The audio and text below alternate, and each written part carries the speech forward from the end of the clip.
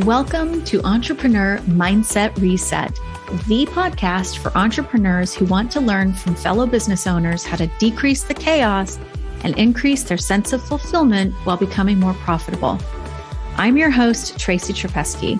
I'm an executive coach and consultant and leadership development expert. I'm also mom to two amazing teenagers and a menagerie of adopted furry family members. In each episode, we explore challenges, opportunities, and actionable tips to help you take control of your time and energy and improve your bottom line while staying true to your vision. You'll hear from me and my guests how we've tackled some of the pitfalls and unexpected surprises that entrepreneurship delivers. We're the real deal, and we're here to inspire and encourage you. Let's dive in. Hi, everyone. Thanks for tuning in today for a new episode of Entrepreneur Mindset Reset, the podcast where business owners learn to get out of the success trap, take back their time, and grow their profits. This is episode 52, and we are kicking off season 4. I am beyond excited and proud to be back to share more wonderful content, inspiring interviews, and more frequent solo episodes where I'm sharing wisdom, truth, and leadership tips for you, the business owner. One thing that's become really clear to me over the years is that a lot of my clients who are private medical practice owners don't think of themselves as entrepreneurs or as leaders. I see this in other business owners as well. They simply see themselves, in the case of my clients, as healthcare providers who work for themselves. The problem with this perspective is that they're missing a lot of opportunities to amplify their expertise, serve more people, and use their time and energy more effectively, ultimately supporting them in their quest for exquisite fulfillment. I am of the mindset that if you're not having any fun, why the hell are you doing this? If there's very little satisfaction and tons of hustle, where is the fulfillment and what's the point of going out on your own? Now, not everyone will have a huge vision to change the world with their business, but the dream of entrepreneurship holds a lot of expectation for freedom of time and energy, limitless earning potential, and a whole lot of space to explore different revenue generating opportunities.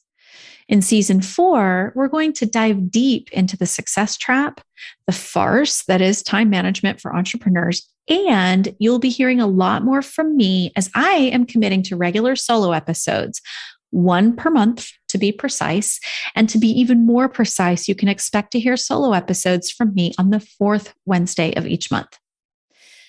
We're also going to be doing a few special guest features that will be informative for listeners in terms of concentrated guest features in particular industries and in terms of different ways to approach entrepreneurship. We're thrilled to be bringing a new season to you, and cannot wait to hear what you think. Make sure you hit subscribe so you never miss an episode, and please do share your review so more entrepreneurs can find this valuable information and support. Oh, I am humbled and proud to be speaking with Boma René Boma of White African Music and solo entrepreneur and disability rights activist, particularly for persons living with albinism in Cameroon and across the African continent. Boma shares his journey as a person living with albinism, how he was drawn to educate through music, and how he became a consultant to the UN on albinism in Africa to unite and fight for people with albinism and its associated disabilities. You won't want to miss when he shares how you can support people with albinism in Cameroon and throughout Africa by simply supporting Sunscreen distribution. There are links in the show notes where you can go to learn more and to support their efforts. So make sure you come back to the show notes so you can click through to support them. I just adore Boma, and I'm always inspired whenever we talk. This conversation really touched my heart and soul, and I am certain it will touch yours too. Boma is full of love energy, and it radiates from him as he speaks. Some of the statistics he shares about people living with albinism are shocking, like this one. 80% of people with albinism die before the age of 40 due to skin cancer. Now, this is in Africa. Okay, listen again. 80% of people with albinism die before the age of 40 due to skin cancer, something that's, in my mind, so easily prevented. Also, something many of us take for granted in the Western world is accommodations for persons with disabilities. In Cameroon and much of Africa, they are still fighting to accommodate people living with disabilities in an education setting. Boma and white African music are raising funds and raising awareness through music to sensitize teachers, provide sunglasses and corrective lenses to children in need, and to provide sunscreen to persons living with albinism. Sunscreen is very difficult to find and is prohibitively expensive for most people in Cameroon and across the African continent. Boma and his team host an annual distribution of free sunscreen in their No Sunburn, No Cancer initiative. I'm going to say it again. Please see the links in the show notes to support this important initiative. They will be distributing free sunscreen on June 11th this year. This is 2022 at recording, June 11th. So there's still time to support their efforts. There's so much to love about this interview, and I sincerely hope you feel led to support Boma's initiatives, either by making a donation to their foundation or by sharing far and wide. Anything you do to support this initiative will be appreciated and will make a difference. So I invite you now to grab a beverage or a snack and settle in to listen to Boma and his amazing journey. Boma, it is so great to have you on the show. Thank you so much for coming. Thank you, Tracy. And I'm so excited to be your guest today. Me too. And, we can go ahead and tell our listeners, we've tried, this is our second attempt. We had some connectivity issues the first time, and it's taken us a while to be able to get back on calendar. So I feel like I've been waiting with, a lot of anticipation and excitement to have you back. So I'm thrilled that we were able to make it work. Yeah, a lot of problems. So we're around finally. Yeah. While we were warming up, we were talking about how we love our technology until it doesn't love us back. But anyway, well, I would love to, before we dive in, because there's so much to talk about and to learn from you and your journey and what you're up to, I like to start by letting our listeners know where our guest is. So where are you in the world? Boma is currently in Yaoundé, the capital of Cameroon, found in Africa. Awesome. Long way. This is where we love our technology, right? That we can connect this way. And it's just like we've known each other for a long time. And I just love it. I'm so glad that we're connected. Well, you were catching me up while we were warming up. And you have had a busy year or two. And there's so many things that you do. And I know we're going to try to keep the focus of our conversation to one particular area. But before we start, I think it would be really helpful to share with our listeners all the things that you're up to. I am up to a lot as an entrepreneur. I am a musician and I do record. I do produce songs. I'm a writer and a producer of music. So I do produce a lot of songs. My personal songs or albums talk known as white African music to fight against discrimination of persons living with disabilities, and more precisely, persons living with albinism. That's a kind of raising awareness. And I am also an advocate. I advocate for the rights of persons with disabilities. And it takes a lot of my time, but I could still find time to be an administrator. I'm more precisely an administrator of a music department or music school. So I'm a music director, music writer, and advocate for persons living with disabilities, and human rights activist.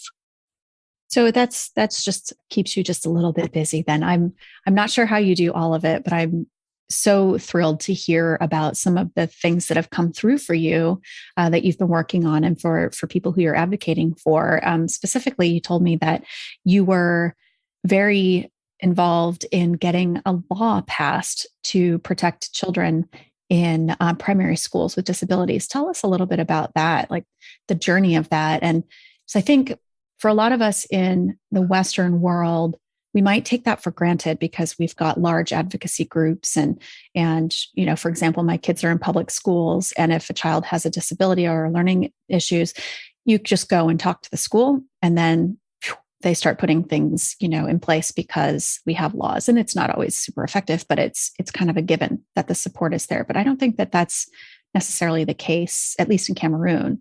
So I would love to hear, just share with us what everything you needed to do and the kind of effort that it took and what the outcome has been from that.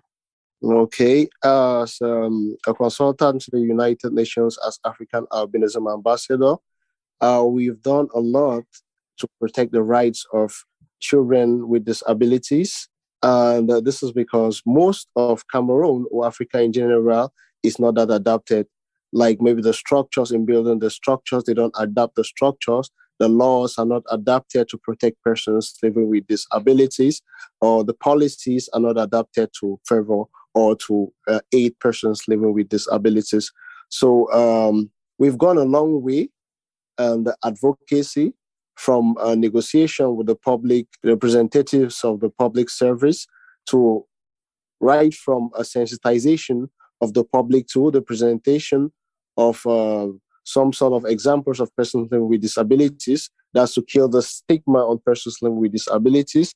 We've had negotiations with the government to sign laws to meet up with, to provide some sort of accommodation for persons living with disabilities in primary school. I think about 3 months ago, we succeeded in getting a law signed by the Minister of Primary Education that permitted reasonable accommodation for persons living with albinism more precisely. And we also have advocated a lot for the law for Cameroon to ratify the law on disability, the Convention on Persons Living with Disabilities that was signed by the UN. And I think we succeeded, together with other civil society organizations fighting for persons with disabilities, we succeeded in getting the government of Cameroon to ratify that.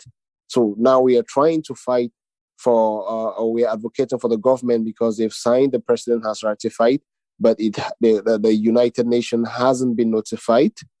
So we're working on that right now. So we're hoping to get that done, and so we can advocate for those who are in charge with the pursuing of this law or the execution of those laws to actually put in place those laws or to actually act in accordance with the laws to protect persons with disabilities, or more specifically persons with albinism in Cameroon and Africa as a whole.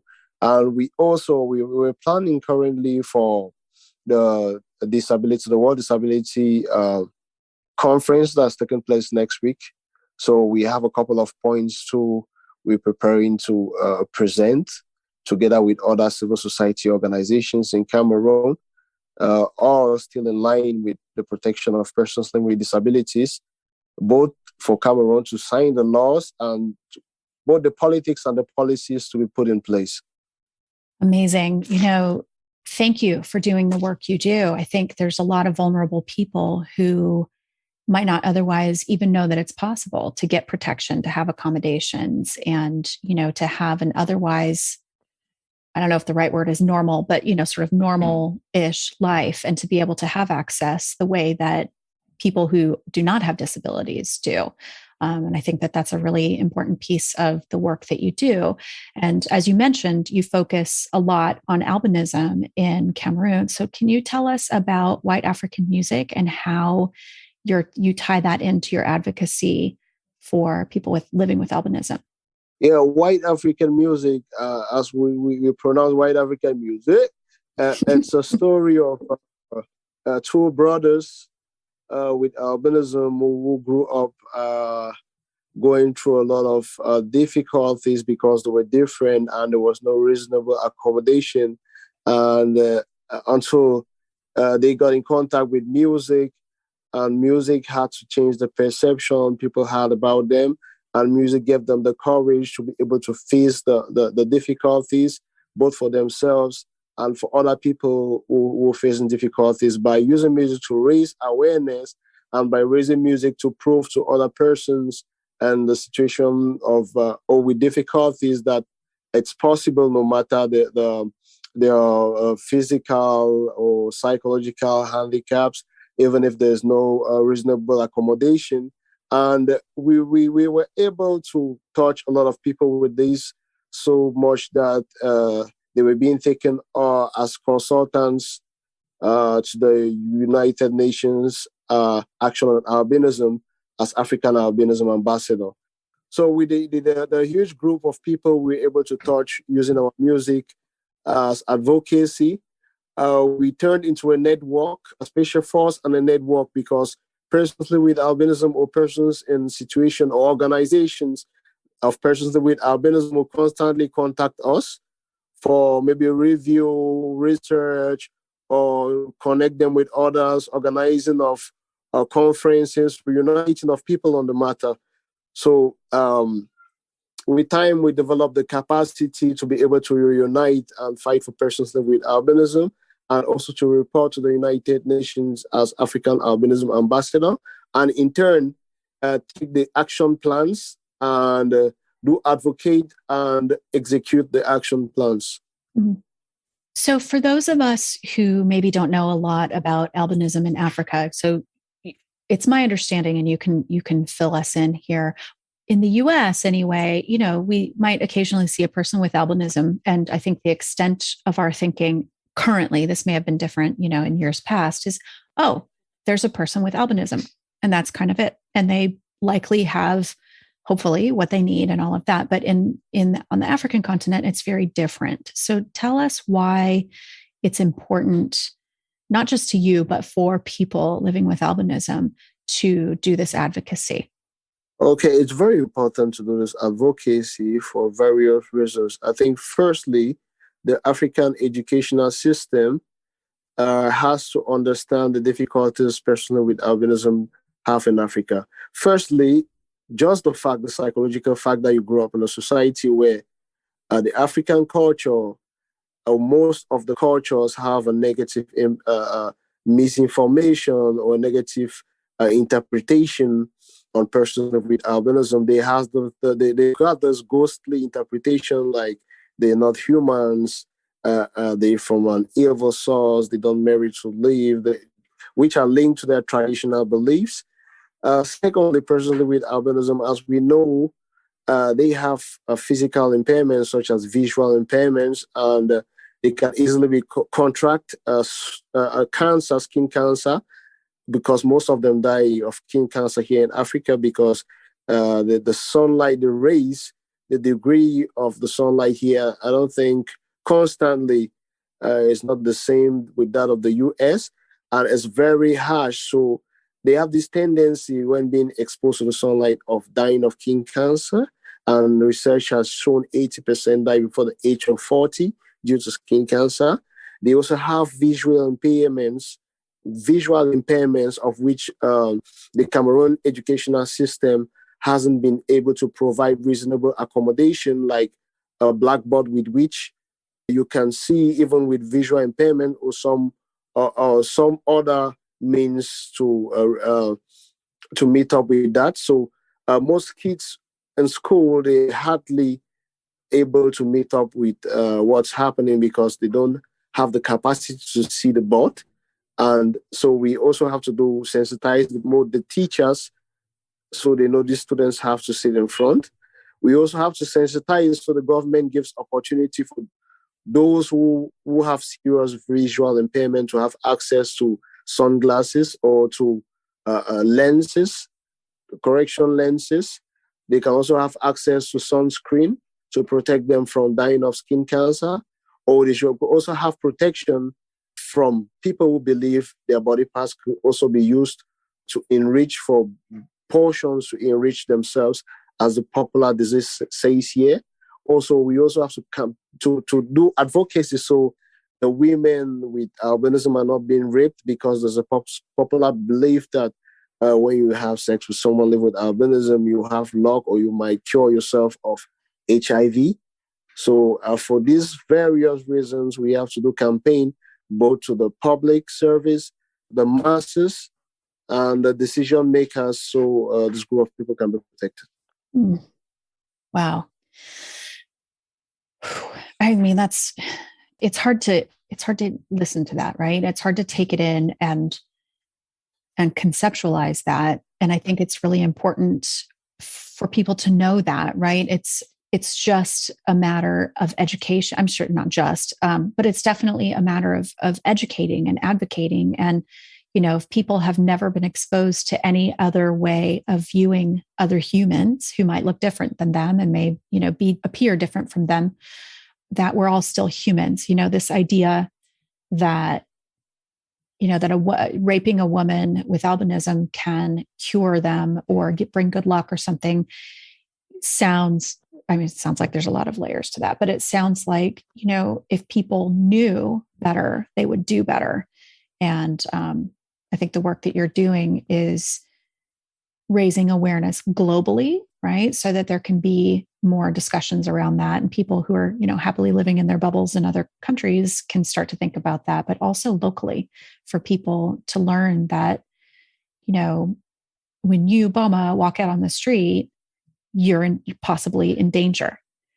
That to me is really, I think at the core of needing to continue advocacy. And one of the reasons that I wanted to have you on the show is to share your story and to bring you, remarkable human being, onto the show, and also to raise awareness, because until you and I met, I had no idea. I had no idea that this was, still a belief system, or that it ever even was a belief system that continues. So this is, for our listeners, this is to me like you can hear I'm not speaking very well. It's a very, very humbling moment. So thank you again. Thank you for the work you're doing. I think, every human being deserves an opportunity to have access. Something so simple as visual impairment. Surely there are children who are not living with albinism who also have visual impairment. And that to me seems like a given that the teachers should have the sensitivity to notice and support these kids and being able to come to the front of the room, or even speaking with their parents and saying, hey, I think your child is visually impaired or has some issues with being able to see. This is what we've done. So yeah, there's probably a lot of work to be done, but I would imagine that you've already started to create that shift by doing the work that you do. Yeah, we've gone a long way. You can imagine going around the streets knowing people visualize you like maybe a finger of person with albinism costs about $5,000 to be used in some witchcraft practices. It's quite unsafe or quite traumatizing having that in mind. Mm-hmm. Yeah, I bet. Another thing that really stood out to me is, sunscreen. It's something that also I think we take for granted in probably everywhere except Africa, that it's like, well, yeah, if you're going to be in the sun, you need sunscreen. And yet access is very difficult and it's very expensive, right? And so you've created a campaign where you've gotten some support to provide sunscreen to people living with albinism. To talk about that a little bit. For the past 2 years, each 13 June, or this year we'll be doing on the 11th of June, we do distribute free sunscreen, because the economy of Africa makes it in such a way that most people, for them to be able to survive, they can't survive without getting into the sunlight. So you can imagine if you're allergic to the sunlight in such a way that if you spend hours under the sunlight, you die of skin cancer, but you don't have any other means to survive without getting into the sunlight. So we do provide, each year we have a campaign, No Sunburn, No Cancer. We do raise funds every year, and provide sunscreen to associations of persons with albinism so they can protect themselves. And we have less deaths of skin cancer. As time goes on, as we sensitize, and with time, we're having more people understanding and being able to support, because it's less expensive in Europe and the US than here. So with more get in contact or get in touch more, we'll be sharing the link with persons in these places in the US, in the Europe, so they can get, because they have easier access. So we can in turn distribute to these associations of persons with albinism in order to reduce the rate of skin cancer. Nice. Well, we'll make sure that we share all of that information in the show notes with clickable links to make it easy for our listeners to contribute if they feel moved to do so. Thank you for that. Gosh. So this is really your life's work, right? You do a lot of things as an entrepreneur, as many people do, and many entrepreneurs do. But one thing that really strikes me, Boma, is that everything that you do seems to me to be mission driven. I've not yet, we're, I think, almost halfway through our time together. I've not once heard you talk about money, which I think is interesting. And it's a common thread with our other guests. It's not that nobody thinks money is important, but everyone that I've had on the show has said in one way or another that if we're focused on the money, we're focused on the wrong thing.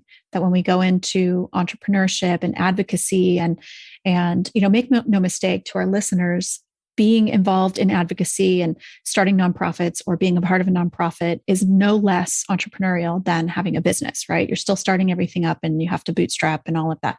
So just coming back to the point I was making is that you are very mission and vision driven.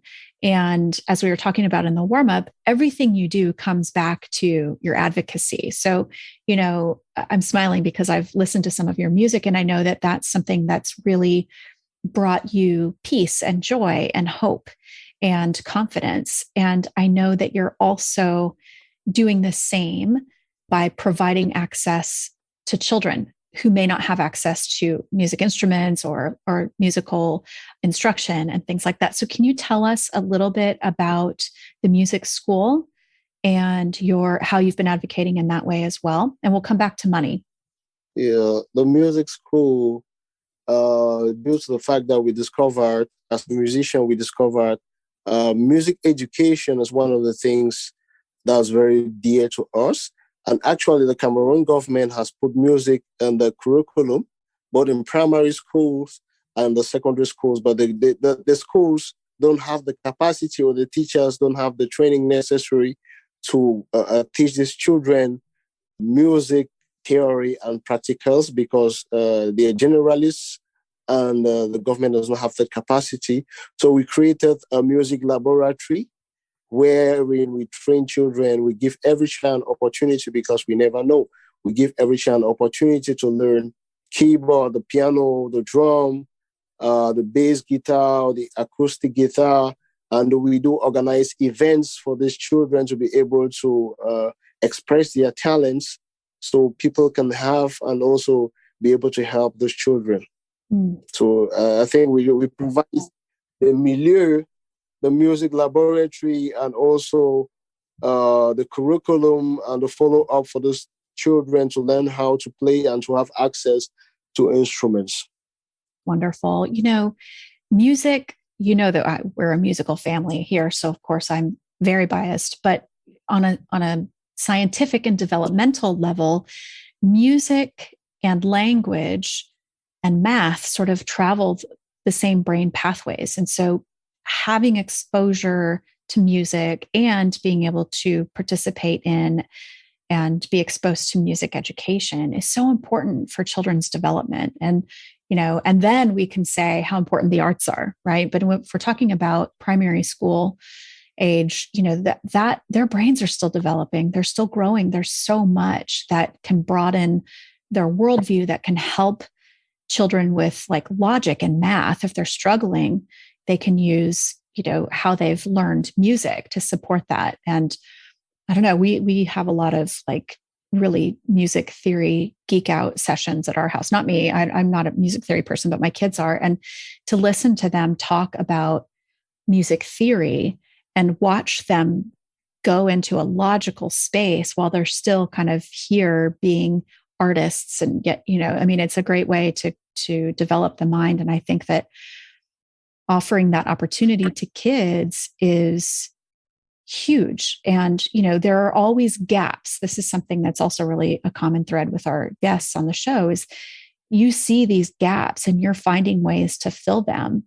And I think that it's just, amazing and wonderful. And I would imagine that every child whose life that you've touched and you've been able to support them in some way is just, whether they know it now or not, will be super grateful, and that their life will be enriched by having this opportunity and just being around you, because you're wonderful. Thank you, Tracy. Thank you, Tracy. And it's amazing to see these kids, the light in their eyes when they are able to play or to discuss the music theory, as you earlier said. So we will also be sharing some videos of those kids performing. Nice. I can't wait. So tell me a little bit about, I know we talked about it briefly, but in order to supply children and teachers with what they need, you have partnered with enterprises and with different organizations in order to bring instruments. And how do you find teachers to help to teach these kids music?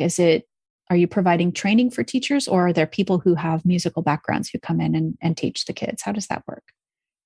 Well, we started by employing people who have musical backgrounds, both theory and practical, to teach the kids. But as time goes on, because we've been on it for a while now, so we are training the kids in turn for the elder kids to be able to teach the very young ones, while the professionals teach the elder kids. The elder kids do train the younger ones. So in a few years, while the professional musicians will be leaving or will be somehow retiring, those who are in the school in the music department will be able to have a job, their first jobs as musicians, in turn training the others. And we also, for the practicals, we do in the laboratory, and the find time to go, we collaborate with famous African music bands such as the Makas Band.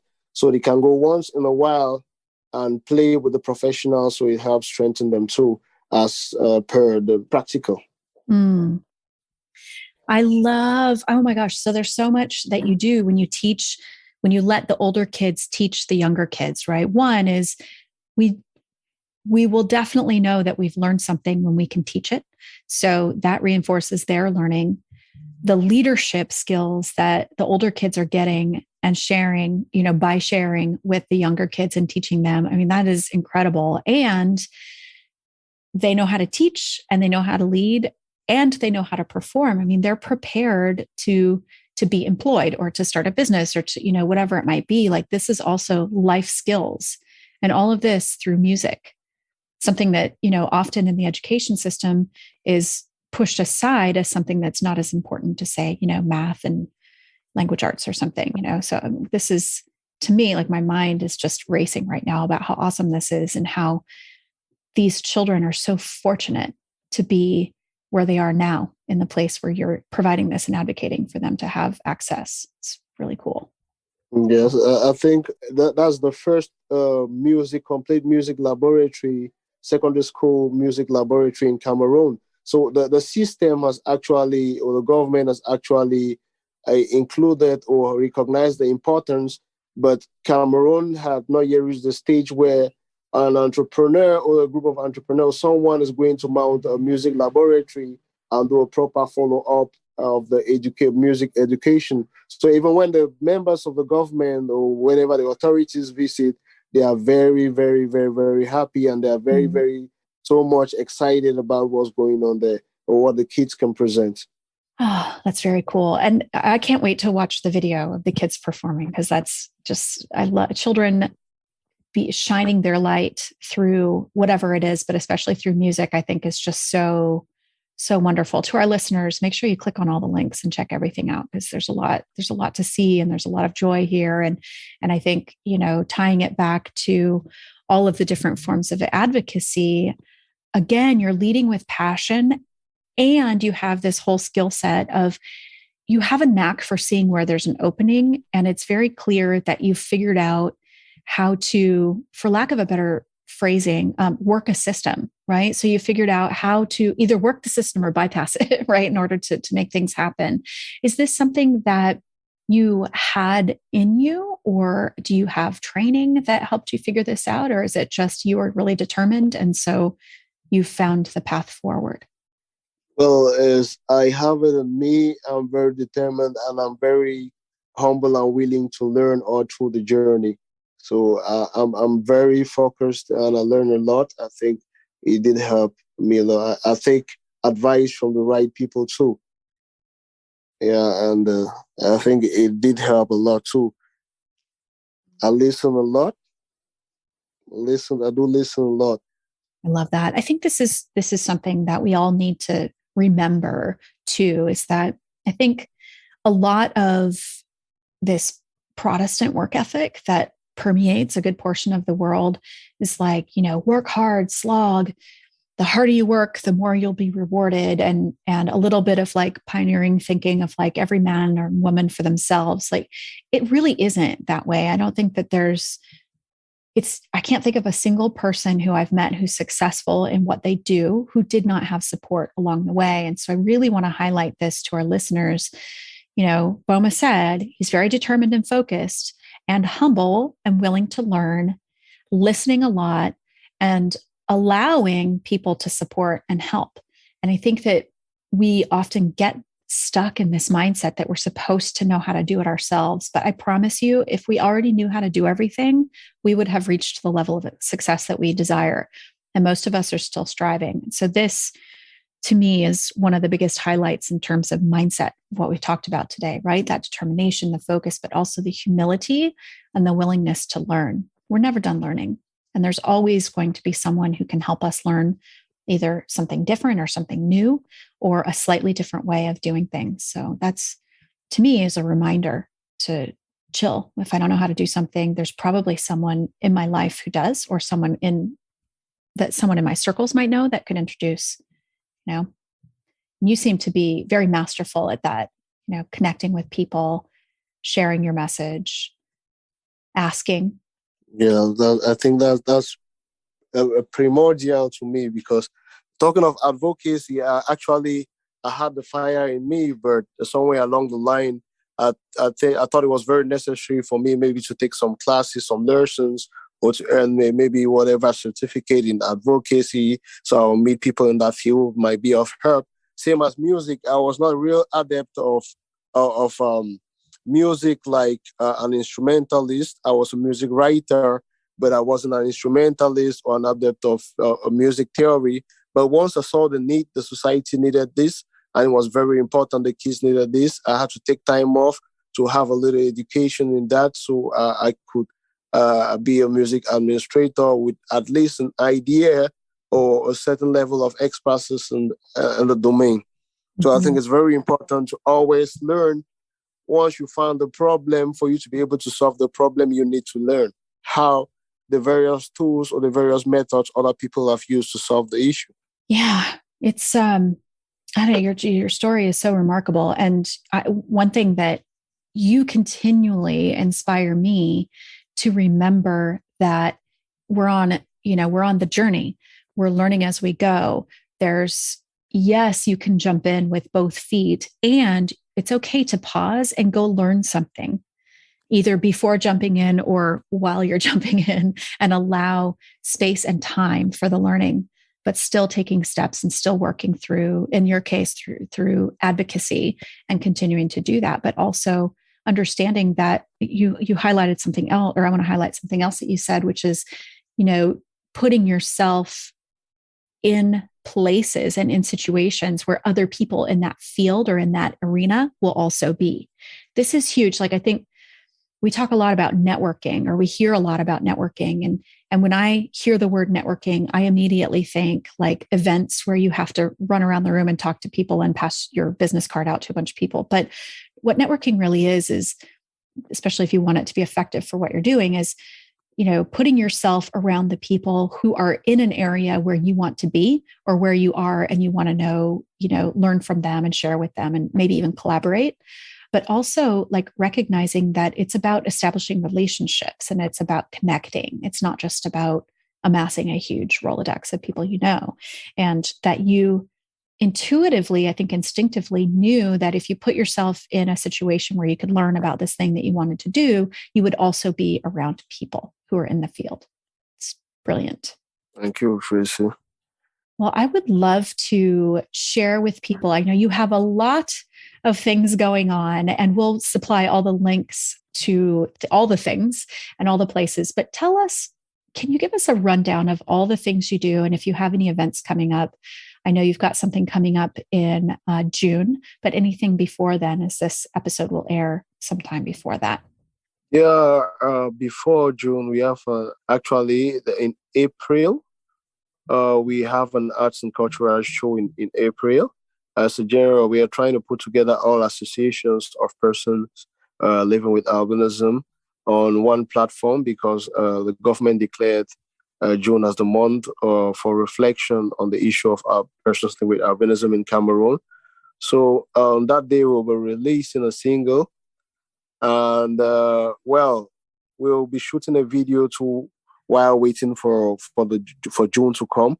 Meanwhile, it's the normal routine. There's the students coming in and out. So we're trying to get more instruments for that too. We're trying to get more instruments for the students. We're in the studio recording the album. And we're on advocacy 24/7. We're doing the promotion of No Tangte. That's No Tangte means do not try, local palace or local way of talking. So, that's out now. We launched that, so we're doing promotion on that. I think we'll be sharing that link too. Apart from that is Advocacy 247 as the music department with the students. We're preparing the students for a lot of shows. We just did one yesterday. We'll be sharing the link. And, we also have lots of partnerships with a lot of people we are currently working on, associations and enterprises. That's for the distribution of Sunscreen. So we're trying to get a lot of that in. It takes some time for that to reach Cameroon. So that's why we're talking of distribution in June, so we can have enough time to maybe have the sunscreens and transport to Cameroon, or be able to purchase from Cameroon and get it transported down here. Wonderful. Like I said, we'll share all of these links in the show notes so that our listeners, if you feel moved to support in any way, that you can easily find all of these places. Thank you, Boma, for sharing that with us. One last question before we wrap up, which is just if you have any parting thoughts, any tips, anything that if you could tell people, 3 things about being an entrepreneur, about following your heart and pursuing a passion, what would they be? Well, the first thing will be, I think you have to be a carrier of, I don't know if I would say love or passion. You have to be driven primarily by love or passion. You have to have the ability to recognize and follow your instinct. You have to have the ability to be resilient, to be hardworking, and be able to get through a lot for what you want or what you believe in.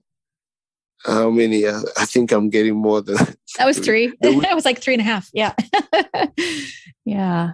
Oh, yeah. This is really wonderful. And again, I love you led with passion and love. And you're right. It is. I think we all sometimes blush at saying love, but it is true. You love yourself. You love your family, your community. You are full of love. And so it makes sense to lead with love and passion. And I really appreciate you're sharing all of that and for being on the show today. I know that you're busy. Clearly, I think everybody has gathered that. I don't know if you sleep or how much you sleep, but it seems like you're doing so many things. And, I really appreciate you coming on. And I'm sure that our listeners will be led to support in some way as well. And so I just thank you so much for coming, Boma. It's been wonderful. No, it's been a great time. On myself, on the behalf of myself, my group, White African Music and African Albinism Ambassadors, we're really happy to be part of this, to be around as your guests. And personally, I really appreciate you. So, it's been a nice time after a while being with you and be able to do this together. Thank you. Well, we'll have you back on the show if you'll have us, and we'll do an update and kind of letting people know where you are, if that sounds good to you. Yeah, we obviously need to report back after this, and the support we get from the people. We obviously need to do a report telling them what we've done and what's next. Absolutely. Yes. Good. Okay. I'm glad you said yes. It's a done deal. Check. Well, thank you again, Boma. It's been just wonderful having you on the show. I can't wait to have you back. Me too, Tracy. Thank you very much. Thank you for the opportunity to be able to, because I know you're having a huge number of people who do follow your podcast and who do believe in you. So I believe it's going to go a long way, both for myself and for the people for whom I stand for and talk for. Thank you. Thank you for listening to this episode of Entrepreneur Mindset Reset. Be sure to click the subscribe button so you'll never miss a show. As you know, reviews are what help your fellow entrepreneurs find the right podcasts for them. So please leave us a review and tell your friends about us so more people can hear the valuable information we share in each episode.